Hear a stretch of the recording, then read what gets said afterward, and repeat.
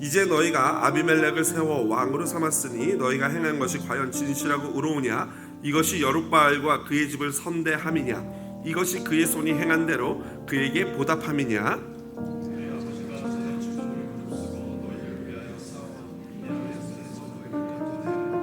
너희가 오늘 일어나 우리 아버지의 집을 쳐서 그의 아들 70명을 한 바위 위에서 죽이고 그의 여종의 아들 아비멜렉이 너희 형제가 된다고 그를 세워 세겜 사람들 위에 왕으로 삼았도다.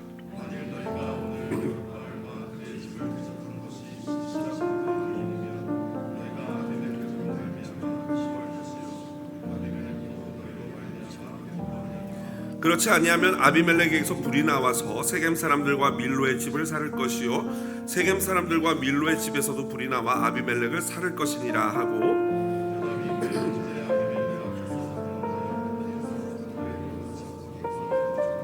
아비멜렉이 이스라엘을 다스린 지 3년에 하나님이 아비멜렉과 세겜 사람들 사이에 악한 영을 보내심에 세겜 사람들이 아비멜렉을 배반하였으니 이는 여룻바알의 아들 70명에게 저지른 포악한 일을 갚되 그들을 죽여 피 흘린 죄를 그들의 형제 아비멜렉과 아비멜렉의 손을 도와 그의 형제들을 죽이게 한 세겜 사람들에게로 돌아가게 하심이라.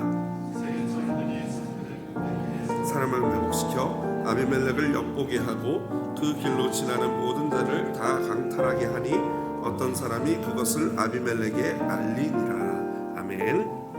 사사기 9장 7절로 25절 본문 말씀 가지고요, 피차 손을 잡을지라도 라는 제목으로 말씀의 은혜 나누도록 하겠습니다.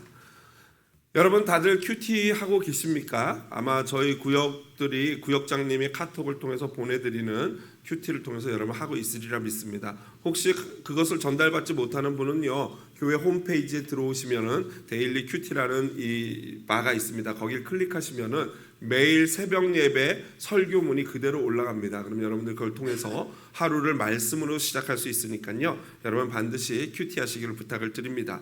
지난주 13일 그러니까 수요일은요 다시 이제 잠언 본문으로 돌아왔습니다. 그동안 골로새서를 하다가 잠언을 큐티하게 다시 들어왔는데요, 수요일 큐티 본문에 이런 말씀이 있습니다. 잠언 24장 17절 같이 한번 읽어보겠습니다. 내 원수가 넘어질 때 즐거워하지 말며 마음에 기뻐하지 말라. 제가 한 두어 달쯤 전이었던 것 같아요. 시애틀 지나서 북쪽에 한인생활상담소에 볼 일이 있어서 아내와 함께 차를 타고 갈 일이 있었는데요, 둘이 타고 가니까 1차선 HOV 많은 사람들 가는 그 차선으로 제가 아내와 함께 가고 있었습니다. 근데 운전을 하고 가는데 갑자기 어떤 차가 소위 한국에서 칼치기라고 하죠, 깜빡이도 켜지 않고 갑자기 확 들어오는 거예요. 엄청난 속도로요. 엄청 놀랐는데 바로 이어서 또 다른 차, 다치 차저예요. 다치 차저라는 차인데 약간 스포츠카 같이 생긴 차인데 그 차도 확 들어오는 거예요. 그래서 제가, 여러분 용서하고 들으십시오, 제가 화가 나가지고 이렇게 얘기했어요. 아니 이것들이 쌍으로 미쳤나? 이게 쌍으로 미쳤나? 이러면서 화를 냈는데 대신 욕은 하지 않았습니다. 다행히도. 그래서 너무 놀래가지고 이것들이 진짜 미쳤나 왜 이래? 하는데 둘이서 막 이러는 거예요. 아마 뒤에서부터 막 이러면서 왔던 것 같아요. 레이싱 하듯이. 그러더니 제 차 앞으로 둘이 확 들어왔는데 제가 화를 내면서 막 말을 하는데 갑자기 제 앞에 나중에 뒤따라온 그 다치 차저가요, 파란색 불과 빨간색 불이 팍 켜지는 거예요. 이 경광등이 위에 없었는데 그 유리창 뒤쪽에서 갑자기 파란불 빨간불이 휙 반짝반짝 들어오더라고요. 알고 봤더니 그게 뭐냐면요, 그렇죠, 언더커버라 그러죠. 암행 순찰차, 스테이트 이 하이웨이 패트롤인데 그냥 경찰차로 하는 게 아니고 일반 승용차처럼 하면서 이렇게 돌아다니면서 빨리 달리는 사람 쫓아간 거예요. 그러니까 얘가 빨리 달리니까 경찰이 얘 따라잡으려고 빨리 오니까 얘가 자기랑 레이싱 하자는 줄 알고 막 미친 듯이 달린 거죠. 그러니까 경찰도 미친 듯이 따라와가지고 제 차 앞에서 바로 불이 반짝 켜지는 거예요. 그거 둘 다 깜짝 놀래가지고 우와 했는데, 그 불이 켜지고 경찰차가 불 켜면 어떻게 해야 됩니까? 갓길로 돼야 되잖아요. 서로 빠져나가야 되잖아요. 둘이 이렇게 빠져나가는 걸 보면서 제가 우리 집사람에게 이랬죠. 할렐루야. 고소하다 이거 아닙니까? 쌤통이다. 할렐루야. 막 둘이 얼마나 마음이 행복했는지 몰라요. 너무 둘이 행복하더라고요. 아마 대부분 웃으시는 성도님들 아마 제 심정을 다 이해하셔서 웃으시리라고 생각을 합니다. 대부분 그런 상황이면 다 저와 같은 마음이었을 것입니다. 그런데 지난 수요일 본문이 뭐라고요? 원수가 넘어질 때 즐거워하지 말라. 또한 엎드러질 때 마음에 기뻐하지 말라. 그러니까 이 말씀을 그대로 적용하면 교통 위반하다가 잡히는 차를 보면 쌤통이다, 고소하다 이러면서 기뻐하지 말라라는 말씀이죠. 그런데 그날 같은 큐티 했던 13일 날 큐티 본문 1절은 또 이렇게 되어 있습니다. 너는 악인의 형통함을 부러워하지 말라. 그러니까 이걸 다시 이걸로 적용을 해보면은 교통 위반하고 막 신호 안 지키고 빠른 속도로 달려가는데도 경찰한테 잡히지 않는 사람이 있어도 그걸 보면서 화를 내거나 그 사람을 부러워하지 말라라는 이야기가 되는 것이죠. 결국 그러니까 악인이 잘 되거나 혹은 망하거나 둘 중에 어느 것 하나도 부러워하거나 기뻐하지도 말라라는 그러한 말씀인 것입니다. 그런데 여러분, 이 말씀은요, 잠언에 딱 한 번만 나오는 게 아니고 몇 번에 걸쳐서 아주 자주 등장하는 구절 아니겠습니까? 아마 성경 좀 읽으시는 분들은 이걸 반복적으로 보신 것을 기억하실 것입니다. 그렇다면은 지혜자는 왜 이런 권면을 이렇게 반복적으로 얘기하고 있을까요? 그것은요, 여기에 너무나도 중요한 원리가 담겨 있습니다. 그것은 뭐냐면요, 하나님이 이것을 읽는 독자인 우리들에게 말씀하시는 거죠. 얘들아, 네가 나 여호와 하나님의 자리를 차지하려고 하지 마. 이 말씀을 하시는 거예요. 네가 하나님이 아니야. 이 말씀을 하시는 거죠. 여러분, 심판하고 판단하시는 이는 누구십니까? 그렇습니다. 여호와 하나님 한 분밖에는 없는 줄로 믿습니다. 그러므로 우리는요, 악인이 혹시 심판을 받는 일을 볼 때 그걸 기뻐하고 쌤통이다 이러면 안 되고 어떻게 해야 됩니까? 내 자신을 돌아봐야 되는 거예요. 악인들이 망하는 모습을 보면은 어휴 하면서 내 자신을 혹시 나에게도 나도 모르는 사이에 나도 저런 악인의 자리에 선 적은 없는지를 돌아보아야 하는 것이죠. 그런데 사실 우리는요, 너무도 쉽게 나는 착한 사람이고 나는 의인이라고 단정해버립니다. 그리고 나서 다른 사람의 조금의 잘못된 모습을 보면 너무도 쉽게 정죄를 하고 단죄를 하고 그가 어려워지는 모습을 볼 때는 입을 가리고 미소 짓기까지 하죠. 하지만 성경은요, 완전하신 하나님 앞에는 너 역시도 악인이 될 수 있음을 잊지 말아라 라고 경고하고 계시는 것입니다.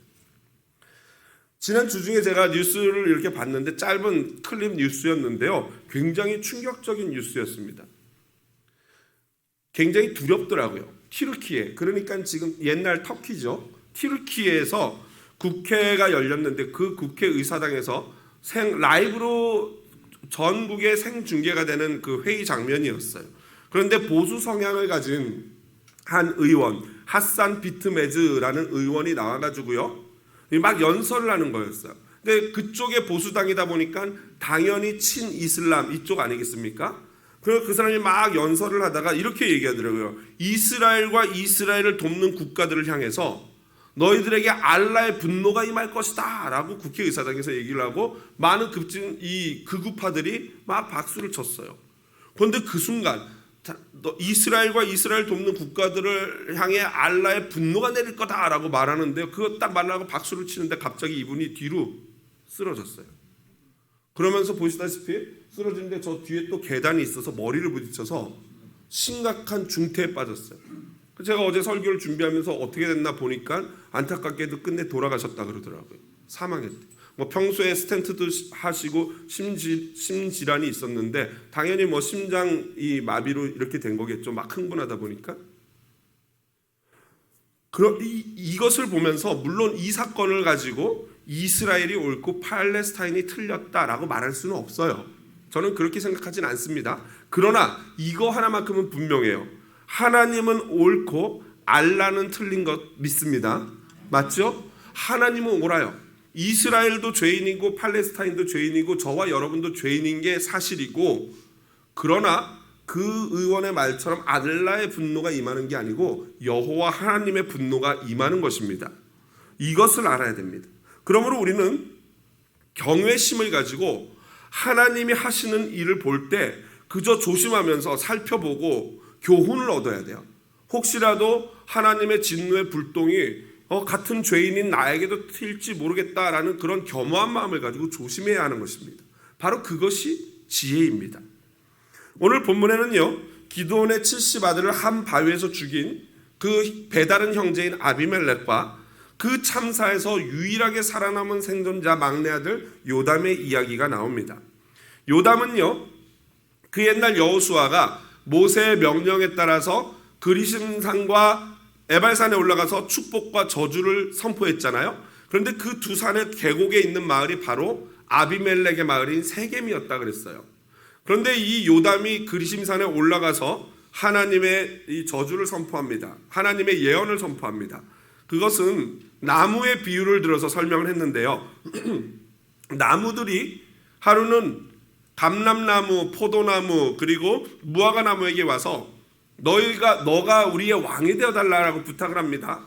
그러자 이 감람나무, 무화과나무, 포도나무는 하나님께서 우리에게 주신 열매와 기름과 포도주로 하나님을 기쁘게 하고 사람을 기쁘게 하는 이 귀한 일이 있는데 우리가 어떻게 너희들 위해 왕이 되겠느냐라고 대답했다는 거예요. 그래서 이 나무들이 가시나무에게 어쩔 수 없이 이제 좋은 나무들이 다 거절을 하니까 나쁜 가시나무에게 혹시 네가 우리의 왕이 돼줄래? 라고 제안을 했더니 가시나무가 옳거니 하면서 내 나무 그늘 안에 들어오지 않는 자는 불이 나가서 레바논 백향목을 태우듯이 다 태워버릴 것이다 라고 협박까지 했다라고 하면서 아비멜렉과 세겜 사람들의 예를 비유로 설명합니다. 결국 이 비유의 의미는요, 19절과 20절에 그 의미가 잘 정리되어 있습니다. 왕이 될 자격이 있는 기드온과 그의 친아들들도 그 왕의 자리를 거절했는데 부적격자인 아비멜렉이 스스로 왕이 되었다라는 것이죠.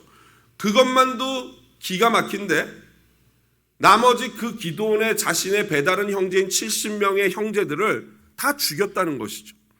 이 일이 만약 정당하고 의로운 것이라면은 아비멜렉과 세겜 사람들이 행복하고 사이좋게 잘 지내게 될 것이고, 만일 이게 하나님 앞에 범죄라면은 나중에 너희가 서로가 서로를 죽일 것이다 라고 예언을 하고 요담은 도망가 버립니다. 심판을 하나님 손에 맡긴 것이죠. 사실 맡겼다기보다 맡길 수밖에 없는 그런 상황이었죠.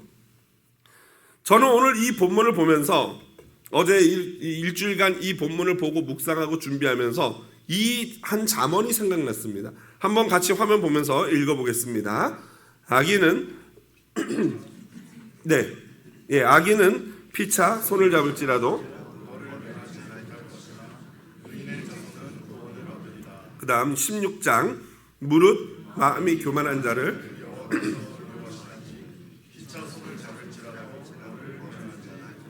악인들이 어떤 일을 위해서 피차 손을 잡을지라도 하나님의 심판을 면하지 못한다라는 거예요. 오늘 본문에 등장하는 악인은 누굽니까? 아비멜렉과 세겜 사람들입니다. 이들은요, 마치 신약에 등장했던 헤롯 땅, 사두개인, 바리새인들과 같습니다. 그들은요, 이 헤롯 땅, 바리새인, 사두개인들은 평소에는 원수지간이었어요. 맨날 싸우던 사람들인데 딱 한 가지 일에만 혼연일체가 되었습니다. 어떤 일입니까? 예수님을 잡아 죽이는 일에는 이 세 파가 한마음이 됐어요. 이것이 바로 악한 사람들의 특징이죠. 좋은 일에는 한마음이 안 되는데 나쁜 일에는 너무나도 한마음이 잘 되는 것입니다. 그리고 이렇게 손을 잡은 자들의 끝은 뭐예요? 멸망이고 파멸이다 라고 오늘 성경이 말하고 있습니다. 자, 그렇다면은 아비멜렉과 세겜 사람들의 구체적인 죄악이 무엇일까요? 첫 번째는요, 교만한 마음이었습니다. 아비멜렉은 자신의 아버지 기드온조차 거절했던 왕의 자리를 스스로 취했어요. 그런데 여러분, 스스로 왕이 되는 이것은요, 하나님의 율법이 금하는 일입니다. 왜냐하면 하나님은 모세를 통해서 나중에 너희 이스라엘 백성들이 왕을 세우고 싶거든 이런 절차와 이런 방법으로 왕을 세워라라고 신명기 17장에 이미 말씀해 주셨어요. 그 첫 번째 조건이 뭐냐면요, 나중에 이스라엘의 왕을 세울 일이 있으면 반드시 하나님께서 택한 자를 세우라라고 말씀하셨어요.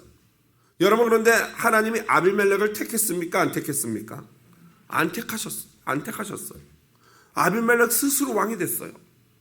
그래서 아비멜렉은요, 사사기에 꽤 많은 이야기 가운데 등장하지만 그는 이스라엘의 사사가 아닙니다. 이스라엘 사사에 들어가지 않아요. 왜냐하면 스스로 왕이 됐기 때문에요. 여러분, 하나님의 일꾼은 반드시 하나님이 세우시는 줄로 믿습니다. 목사 이런 분들은 당연하고요. 장로님, 권사님, 안수집사님 이런 분들 역시도 다 하나님이 세우는 거예요. 심지어 이제 연초가 되면 서리집사 이제 동의서 받을 건데 그 서리집사 역시도 하나님이 세우시는 것입니다. 우리는 이것을 믿고 인정해야 합니다. 그러므로 하나님께 택함을 받은 자들은 어떻게 해야 돼요? 스스로 겸손해야 돼요. 교만하지 말아야 돼요. 또한 그들을 따르는 사람들은 하나님이 택하신 자를 믿고 따르고 기뻐해야 합니다. 순종해야 합니다. 여러분, 교만한 지도자와 교만한 백성이 만나면 그 결과가 어떨까요? 파멸밖에 없습니다. 아비멜렉과 세겜 사람들처럼 말입니다. 그들은 피차 손을 잡았지만 오히려 하나님의 심판을 받게 됐습니다. 하나님의 심판은 피할 수가 없는 것입니다. 오늘 성경 보시면 22절 보면요, 이렇게 돼 있죠. 아비멜렉이 이스라엘을 다스린 지 3년에 채 만 3년도 되기 전에 2년 몇 개월 만에 그들에게 분란이 일어난 것입니다. 다음 주 다다음 주 그리고 앞으로 몇 주 이렇게 이 본문에 대해서 나중에 살펴보겠지만요. 세겜 사람들과 아비멜렉은요, 서로가 서로를 죽이는 아주 비참한 최후를 맞이하게 됩니다. 그러니까 기드온의 막내 아들 요담의 예언이 정확히 맞아떨어진 거죠. 우리는 그런 점에서 요담에게 배울 필요가 있어요. 내가 나서서 정의를 세우고 내가 나서서 어그러진 것을 바로잡는 것이 아닌 하나님의 주권을 인정하고 하나님의 왕되심을 인정하는 믿음을 요담처럼 보여야 하는 것입니다. 제가 이렇게 드리는 말씀은 결코 사회 정의에 대해서 우리 크리스천이 소극적으로 임하거나 아니면 사회 불의에 대해서 외면해도 된다라는 말씀을 드리는 게 아닙니다. 제가 드리고 싶은 말씀, 우리 기독교가 누누이 강조하는 점은요, 사회 정의도 중요하지만 그거보다 중요한 게 뭐예요? 먼저 매일의 나의 삶에서 정의를 택하는 훈련을 하라는 거예요. 내 삶에서 정의를 택하지도 못하고 내 삶에서 내 안에 있는 내 자신 안에 불의가 있지 않습니까? 내 안에 있는 불의를 내 스스로 정정하거나 고치지도 못하면서 어찌 밖에 있는 것들을 고치겠다고 말을 하냐는 것이죠. 하나님은 스스로 불의를 고치고 스스로 정의를 택하는 훈련을 하는 자들을 하나님의 큰 일에 사용하실 줄로 믿습니다. 그걸 믿고 기다려야 되는 것이죠. 내 마음에 있는 불공정과 불의도 처리하지 못하는 사람이 어떻게 나라와 사회와 다른 공동체의 정의의 문제를 말할 수 있겠냐고요. 여러분들 국회의원들이나 정치인들한테 실망하는 게 그거 아니겠습니까? 검소, 절약, 민주 이런 얘기를 하지만 본인들의 삶을 보면은 다 일반인들도 하지 못하는 그러한 아주 그냥 추한 범죄들을 저지르고 그러는 게 우리에게 실망을 가져다 주는 거 아니겠냐고요. 우리 크리스천은 그래서는 안 된다라는 것입니다. 다른 사람 눈에 있는 티끌이 아닌 먼저 내 눈에 있는 대들보를 뽑아야 바르게 볼 수 있는 줄 믿습니다. 우리 옆에 분에게 한번 이렇게 물어보실까요? 눈을 이렇게 까시면서 내 눈에 전봇대 보여? 물어보세요. 이거 전봇대 있는 거 맞아요? 꼭 남의 눈에 이러면서 아유 여기 가시가 있네 이러지 마시고 내 눈에 전봇대 먼저 뽑아야 합니다. 두 번째로 아비멜렉과 세겜 사람들의 죄악은요, 은혜를 모르는 것이었습니다. 세겜 사람들은 기드온이 목숨 걸고 쌓은 은혜를 원수로 갚았죠. 악으로 갚았죠. 그들은 아비멜렉을 도와서 그들의 배다른 형제 70명을 한 바위에서 죽여버렸어요. 이것은 기드온이 그들을 위해 목숨 걸고 싸우고 헌신했던 그 은혜를 헌신짝처럼 버린 것입니다. 아비멜렉도 마찬가지죠. 아무리 본인이 서자이고 아버지로부터 많은 사랑을 받지 못했겠지만 그렇다고 해서 아버지한테 이렇게 뒤통수를 치는 아버지 마음을 아프게 하는 일을 해서 되겠습니까? 사실 그가 세겜에서 왕노릇 할 수 있었던 이유는 아버지 기드온의 후광 때문 아니겠냐고요. 세겜 사람들이 왜 아비멜렉의 말을 듣겠냐고요. 바로 기드온의 아들이기 때문 아닙니까? 그런데 기드온은 아버지로부터 받은 은혜는 다 잊어버리고 아버지가 내게 준 상처만 고스란히 기억한 것이죠. 요즘 현대인들의 특징은요, 100가지 잘해주다가 한 가지 잘못하면 그 앞에 모두 잘해줬던 거를 어떻게 해요? 다 잊어버리고 부정해버립니다. 물론 한 가지 잘못한 게 앞서 잘해준 것들 자체를 부정하는 큰 잘못이라면 이해할 수 있죠. 그런데 그런 것이 아니라 말 한마디, 행동 하나 실수, 오해에서 비롯된 그런 것들로 인해서 그동안에 있었던 시간과 그동안의 관계 자체를 완전하게 부정하는 모습들을 자주 보게 됩니다. 그러면서 그렇게 하는 나름대로의 이유를 대죠. 그 사람이 정의롭지 못했기 때문에 이렇게 한다. 이것이 정의를 구현하는 것이다 라고요. 여러분, 그러나 옳고 그름을 구분하는 것과 그동안의 관계는 별개일 수 있어요. 이게 무슨 말인지 잘 이해가 안 되시죠? 제가 알아듣게 설명을 해드리겠습니다. 예를 들면 이런 거예요. 우리의 사랑하는 자녀가 생각만 해도 끔찍하죠. 어느 날 봤더니 동성애를 해요. 어느 날 봤더니 교회를 다니지 않아요. 여러분, 이게 죄예요? 하나님이 기뻐하시지 않는 거예요? 기뻐하는 거예요? 당연히 하나님이 기뻐하시지 않는 일이죠. 자, 그러면은 여러분의 자녀가 동성애를 하거나 교회를 다니지 않아요. 하나님이 기뻐하시지 않는 죄악을 선택하고 있어요. 그러면 여러분 그 아들과 그 딸과 관계를 끊습니까? 아니죠. 그 죄가 그렇다고 해서 아들과 관계를 끊지 않으면 부모가 그 죄를 옳다고 인정하는 겁니까? 그것도 아니죠. 이게 바로 제가 말씀드리는 옳고 그름을 구분하는 것과 관계는 별개라는 말씀이에요. 이 분명히 이것이 나쁜 거고 잘못된 건 알지만 그러나 그동안 쌓았던 관계는 별개로 그 아들은 여전히 내 아들인 거죠. 그래서 제가 어제 이렇게 설교 준비를 하면서 주중에 동영상 하나를 본 게 있는데 남경필 지사가 새롭게 하소서라는 이 기독교 방송에 나와서 간증한 거예요. 여러분, 전 남경필 전 경기도 지사잖아요. 그 사람이 알고 봤더니 굉장히 이 정치 명문가고 이 예일에서까지도 공부한 굉장한 인재더라고요. 그런데 아들을 미국으로 유학을 보내놨는데 이 미국에 와가지고 그 아들이 졸업할 때는 총장이 너 장래 뭐가 될래 할 때 목사 되겠다고 했던 큰 아들이 이 유학을 와가지고 마약에 손을 댄 거예요. 마약 중독자가 돼가지고 한국에 들어와서도 계속 마약을 해서 결국에는 이 남경필 지사가 자신의 아들을 자기 손으로 경찰서에다 신고를 했어요. 그리고 이 마약 치료하는 이 격리병동에다가도 보냈어요. 가족들이 한마음이 돼서 이걸 고치겠다고 공개적으로 그거를 하고 자신이 정치적인 그 모든 공직에 있던 자리를 다 내려놓고 내려오셨더라고요. 그리고 그 아들이 죗값을 치르고 나와서 고쳐지면은 함께 마약 퇴치 운동을 하겠다고 하고 지금 벌써 마약 퇴치 운동을 하고 있어요.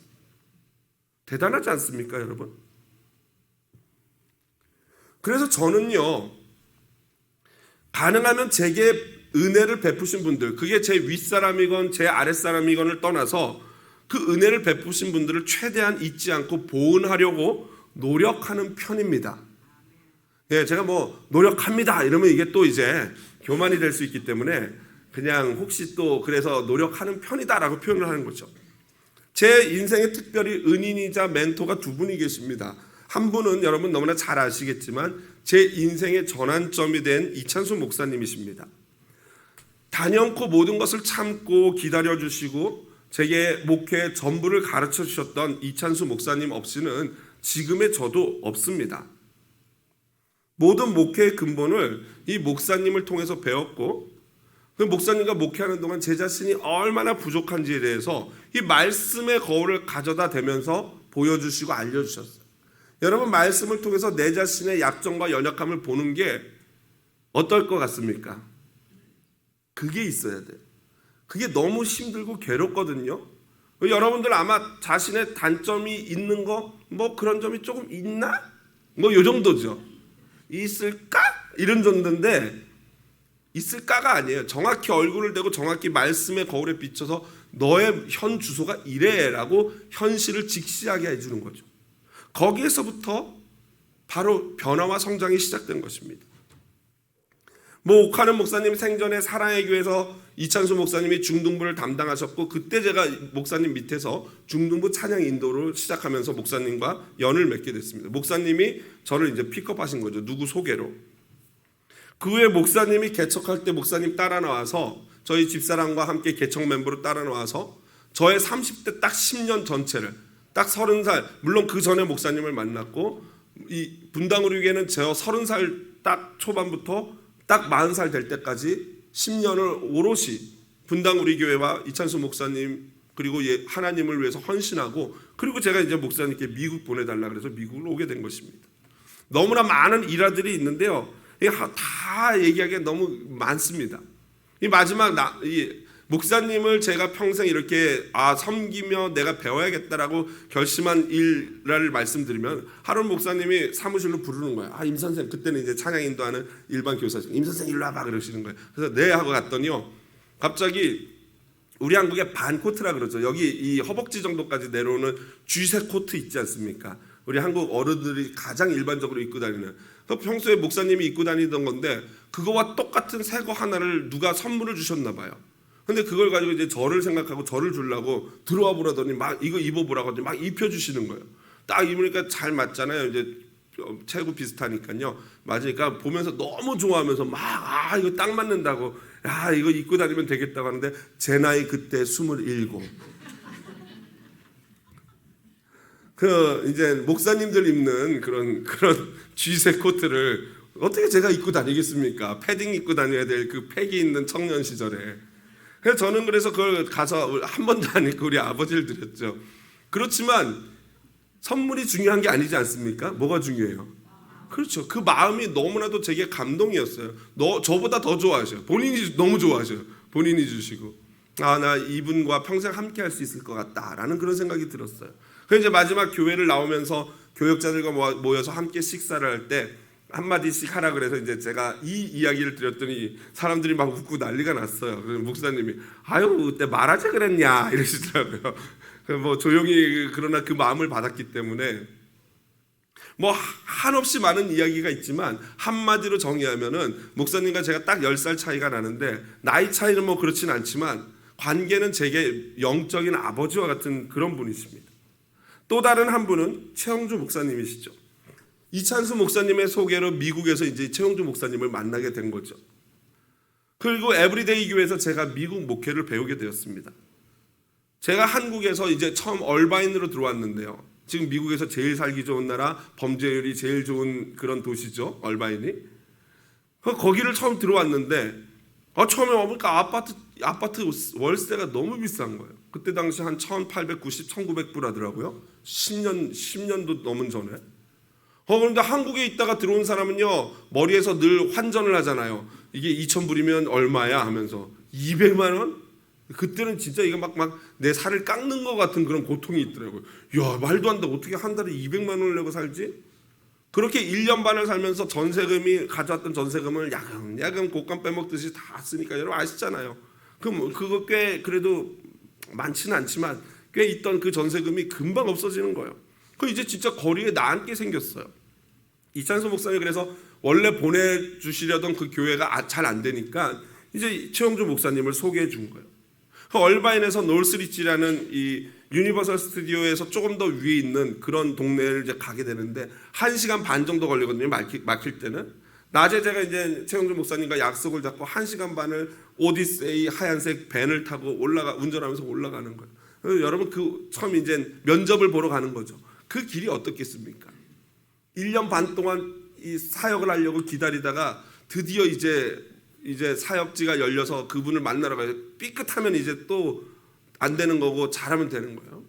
눈물의 길이죠, 여러분.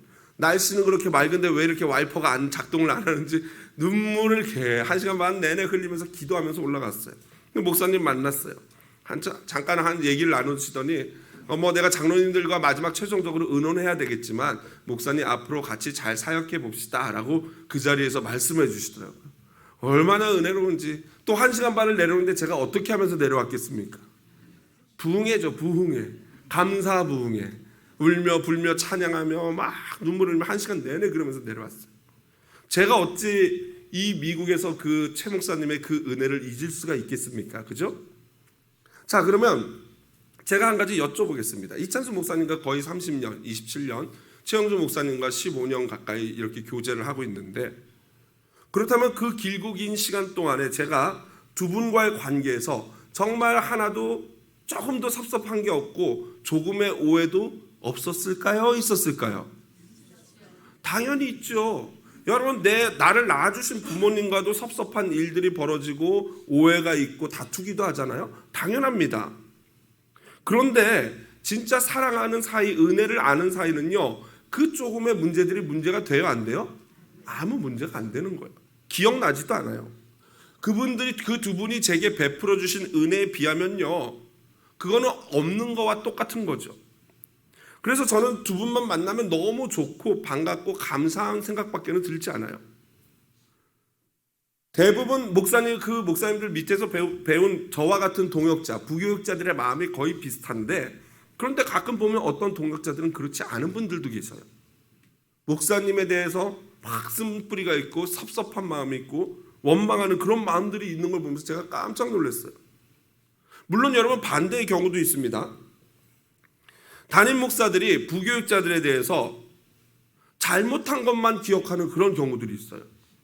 담임 목사님들 모임이 그런 게 있지 않습니까? 저는 거기에 이제 뭐 갈 시간도 없고 사람 만나는 거 별로 안 좋아하는 스타일이라서 그런데 나가질 않는데요. 그런데 이제 목사님들 뭐 만나면은 뭐 목사님들 그런데 진짜 나 같은 부교육자 한 명만 있으면 내가 세상을 뒤집어 놓을 수 있겠다 이러시는데요. 그래서 아마 안 보내주시는 것 같은데, 하나님이 본인을 잘 모르시는 거겠죠, 그분을. 그러면서 교회가 안 되는 거에 대해서 부교육자 핑계를 대고 장로님 핑계를 대고 누구 핑계를 대는 거예요.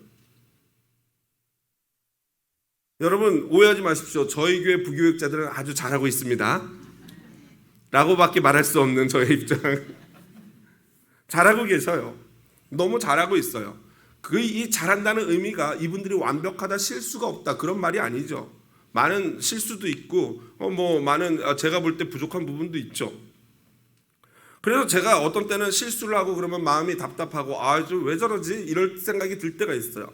그럴 때마다 하나님께서 제가 그렇게 왜 저럴까요? 주님하고 물어보면은 이렇게 대답하십니다. 너 그 나이 때 너는 어땠니? 라고 물어보셔요. 저보다 훨씬 나은 것 같습니다, 주님. 그러면서 제 마음을 다독이면서, 그러면서 누구 생각이 날까요? 갑자기 또 이찬수 목사님, 최홍주 목사님 생각이 나는 거예요. 내가 그 나이 때 이렇게 미숙했을 때 그분들이 참 오래 참고 기다려주면서 은혜를 베풀었구나. 나 역시도 내 부교육자들을 귀하게 여기고 기다려주고 은혜를 베풀어야 되겠구나. 이러한 선순환이 벌어지게 되는 거죠. 여러분, 은혜를 모르는 사람은요, 밑에 있을 때, 부교육자일 때나 또는 위에 사람이 됐을 때, 담임 목사가 됐을 때 늘 원망하고 늘 모든 문제의 원인을 누구에게서 찾아요? 다른 사람에게서 찾아요. 부교육자 때는 담임 목사가 문제다. 본인이 담임 목사가 되면 누가 문제예요? 부교육자가 문제다. 장로님이 문제다. 이래요. 왜 그럴까요? 물론 우리가 그런 분들을 다 서로 상호간의 관계를 알 수 없기 때문에 함부로 말할 수는 없지만, 보통의 경우에는 그런 분들을 가만히 보면은 은혜를 은혜로 알지 못하기 때문에 그래요. 위에 사람이든 아래 사람이든 누군가 내게 베풀어 준 것이 은혜라고 생각을 해야 되는데, 은혜가 아니라 뭐가 돼요? 당연한 것으로 여겨져요. 뭐 당연하죠. 그렇게 해야지. 담임 목사면 그렇게 해야지. 부교육자라면 그렇게 해야지. 아내라면 그렇게 해야지. 남편이라면 그렇게 해야지. 자녀라면 그렇게 해야지. 이걸 당연하게 여기는 순간, 그 순간이 우리가 죄악의 구렁텅이에 빠져 들어가는 순간인 것입니다. 여러분, 그러므로 다른 것은 다 잊어버려도 은혜만큼은 기억하시기를 주님의 이름으로 부탁을 드립니다.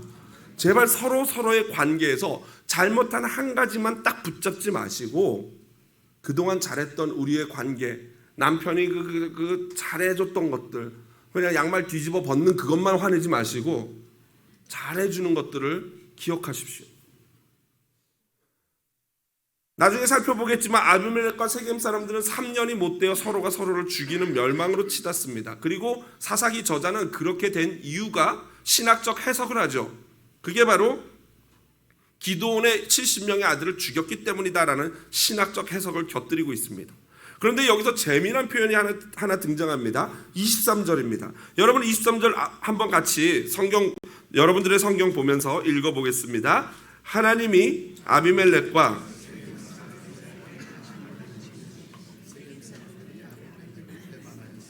하나님이 뭐 하셨다고요? 악한 영을 보내셨다. 여러분 이러면 약간 우리가 당황스럽지 않습니까? 이런 표현을 할 때 우리는 당황스럽습니다. 하나님이 이간질하는 분인가? 아니 하나님이 악한 영을 부리신다면은 하나님이 그러면 귀신의 왕이란 말인가? 그런데 여러분 욥기를 보면 다음과 같은 말씀이 나오죠. 한번 화면 보면서 읽어보겠습니다. 하루는 여호와 앞에 섰고 사탄도 그들 가운데 온지라. 그러니까 이 장면이 욥기 1장에 나오는 장면인데 천상에서 천사들과 하나님과 사탄이 천상에서 회의를 하게 된 거예요. 그리고 하나님은 사탄에게 욥을 시험하는, 목숨은 건들지 말고 욥을 시험하는 일을 허락하십니다. 이것을 통해서 알 수 있는 것은요, 사탄도 누구의 지배 아래에 있다는 거예요? 하나님의 지배 아래에 있어요. 하나님의 허락하시는 것까지만 할 수 있어요. 그리고 하나님은 섭리 가운데 사탄이 인간을 괴롭히고 공격하는 그것까지도 하나님께서 필요에 따라 활용하시는 분이라는 거죠. 다만 사탄은 목적이 우리를 멸망시키고 넘어뜨리고 우리를 지옥으로 끌고 가려는 목적이라면은 하나님은 사탄을 통해서라도 우리의 삶을 더 아름답고 좋게 만들기 위해서 그것을 활용하셔요. 그래서 하나님은 섭리 가운데 하나님의 경륜, 곧 하나님의 뜻을 이루시는 것입니다. 그러므로 온 우주의 진정한 주권을 가지신 분은 여호와 하나님 한 분밖에는 안 계시는 줄로 믿습니다. 그런 의미에서 악한 영을 부린다라는 거예요. 하나님이 뭐 쫄병처럼 둬가지고 천사들처럼 사탄을 막 그냥 이렇게 보내고 너 쟤 가서 유혹해 이런 의미가 아니라는 것입니다. 말씀을 정리합니다. 사사기 저자는요, 아비멜렉과 세겜의 멸망은 인과 응보라고 말합니다. 이 땅에서는요, 지혜자 솔로몬이나 잠언을 쓴 사람들이 말하는 것처럼 악한 자가 벌을 받고 의인이 복을 받는 인과 응보가 일반적입니다. 그런데 여러분 세상을 보면은 그게 늘 그렇습니까? 아니죠. 악한 사람이 잘 될 때도 있어요. 오히려 의인이 안 될 때도 있죠. 악한 죄인들이 막 신호 위반하고 막 빨리 달려도 안 걸릴 때 훨씬 많습니다. 그런데 그렇다면 하나님의 공의는 언제 이루어지는가? 마지막 날 예수 그리스도가 이 땅에 오시는 날에는 완전한 하나님의 공의가 이루어질 줄로 믿습니다. 그러므로 악인들이 잘 되는 거 부러워하지 마세요. 그냥 뭐 끼어들고 신호 안 지키고 빨리 가면 그래 잘 가라 나중에 심판날에 보자 이러시면 돼요. 그리고 악인의 넘어짐도 기뻐할 필요가 없는 거죠. 여러분 그러면 어떻게 이 마지막 날 예수님 오는 날 이런 하나님의 공의가 이루어질 수 있었겠습니까? 바로 예수 그리스도의 십자가 때문. 원래 저와 여러분은요, 우리가 혐오하는 그 죄인들, 우리가 욕하는 그 죄인들과 함께 지옥에 갈 수밖에 없는 죄인이었다라는 사실을 잊으시면 안 돼요. 여러분 우리가 종종 착각하는데 그 사람들은 당연히 지옥 갈 사람들이고 우리는 꽤 괜찮은 사람이라는 그 착각이 잘못이라는 거예요. 저와 여러분 모든 인류는 이미 아까 우리 임효일 권사님 기도한 것처럼 이미 죽었던 존재예요. 죄와 사망의 권세 가운데. 그러나 예수 그리스도의 은혜로 우리가 살아난 줄로 믿습니다. 그러므로 예수 그리스도의 은혜를 잊지 말고 기억해야 합니다. 근데 여러분 예수님의 은혜를 기억하는 사람은 대체적으로 다른 사람들이 베풀어준 은혜도 잘 기억합니다. 즉 예수님의 은혜를 아는 자들은 내가 은혜 받은 것도 알고 나 역시 예수님께 받은 은혜를 흘려보낼 줄 아는 사람이에요. 나는 내 자신의 모습은 보지 못하고 다른 사람을 판단하는 은혜를 쉽게 잊는 사람입니까? 아니면 예수님이 베푸신 그 은혜를 기억하며 모든 사람들을 예수님의 그 은혜의 눈 안경을 끼고 바라보는 자입니까? 여러분, 하나님이 어떤 자를 기뻐하실까요? 뭐 물어보나 마나죠? 악인들은 피차 손을 잡을지라도 하나님의 심판을 면할 수 없습니다. 그러니까 그냥 악인들은 악인들대로 내버려 두십시오. 다만 내가 악인이 되지 않기를 늘 노심초사 조심하고 살피고 기도해야 할 줄로 믿습니다. 하나님이 기뻐하시는 은혜를 아는 자들이 되시기를 주님의 이름으로 축복드립니다. 우리 함께